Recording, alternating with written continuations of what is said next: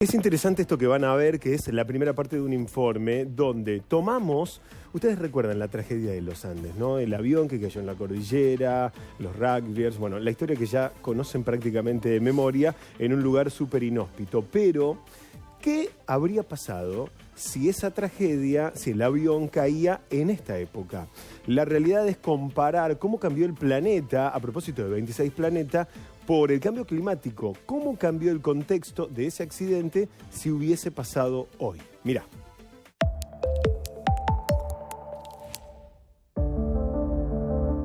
La caída del vuelo charter 571, más conocida como la del avión de los uruguayos, marcó un antes y un después en la historia. No fue solo el accidente lo que dejó huella, sino los hechos que siguieron. Durante 72 días, los sobrevivientes se enfrentaron condiciones extremas y temperaturas gélidas en una de las geografías más desafiantes del planeta. Según cómo se mire, lo que pasó es un milagro o una tragedia.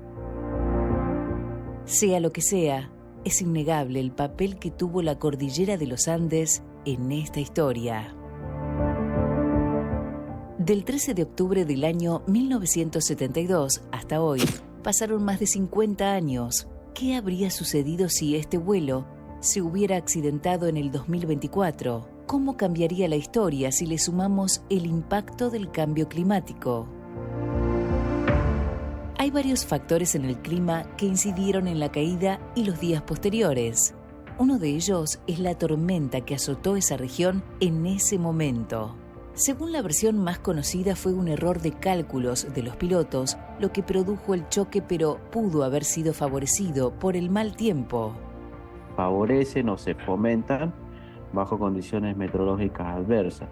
Y efectivamente esta fue una de esas condiciones meteorológicas adversas. Según señalan los expertos, los pilotos también pudieron haber subestimado los valores del viento que venían del oeste, lo que los llevó a fallar en los cálculos, pero hay otro motivo para la desorientación.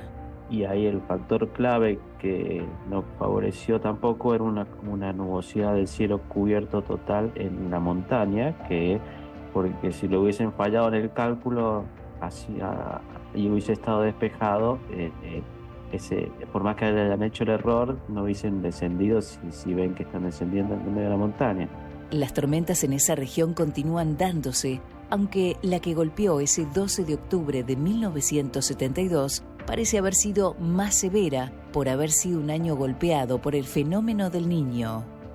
Lo que se observa es que están disminuyendo un poco la frecuencia de las tormentas en la cordillera, que al parecer es una influencia del cambio climático. Otro protagonista del choque fue el glaciar en donde se estrelló el avión en lo que hoy en día se conoce como el Valle de las Lágrimas. A partir de ese gigante de hielo comenzó esta historia de lucha por la supervivencia entre la falta de comida, temperaturas bajo cero y avalanchas. Pensá que en el lugar donde cayó el avión literalmente es un glaciar, donde absolutamente hay solo hielo. De que el calentamiento global llegó a la cordillera. Los glaciares a escala de toda la cordillera de los Andes se están achicando debido al cambio climático. En esa parte de la cordillera está disminuyendo su altura con respecto más al norte. En el norte de Mendoza tiene como 1.500 metros en promedio más alto que ahí, en el sur de Mendoza. O sea que la disminución de la cantidad de nieve y la disminución de esos glaciares que antes ocurrieron, por ejemplo, donde cayó el avión, ha sido tremendo. Yo no conozco zona en el mundo que hayan disminuido tanto los glaciares como en los Andes centrales. El paisaje de esa región cambió mucho con los años. Cambió la frecuencia e intensidad de las tormentas y también el tamaño del icónico glaciar de las Lágrimas. Estas dos pistas nos pueden llevar a respondernos qué hubiese pasado si el choque se daba en pleno siglo XXI.